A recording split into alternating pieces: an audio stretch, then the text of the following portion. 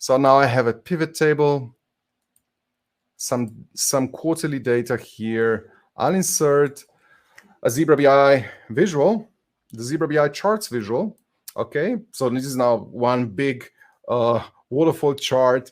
Okay, one big waterfall chart is not enough. Now I want to understand what is really going on. Okay, I see 14.2% of my increase in my sales, which is great. Okay, but if I want to really understand how did we do this, you need to have this option to break down the data, to drill into details, right? So with a pivot table, this is very simple. So let's add, for example, business units, and I just add this to my columns in a pivot table.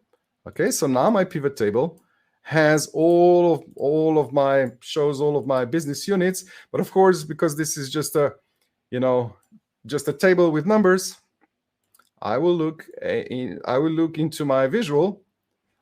I'll look at my visual, and my visual now, instead of one chart, presents multiple charts. Actually, it presents all of the charts for the charts for all of the business units. Okay, so this is called the small multiple.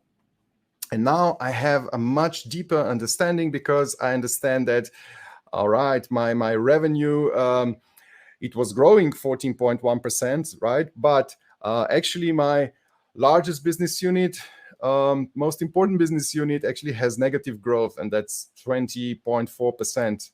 If you click, this is in absolute terms, or maybe both numbers, right?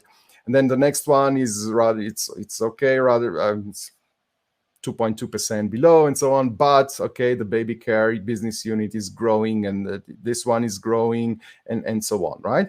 So you understand this picture, you understand the relations in data, and this is the power of exploratory analysis, and this is the power that you add to your reporting in Office when you start using pivot tables, and then you combine this with the Zebra BI visuals. Of course, then, if you're the manager responsible for one business unit here, you have this functionality to click on the title, and then you see a blown up chart. You can actually move around,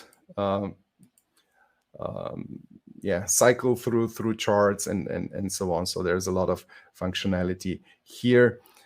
And this is how you start using pivot tables.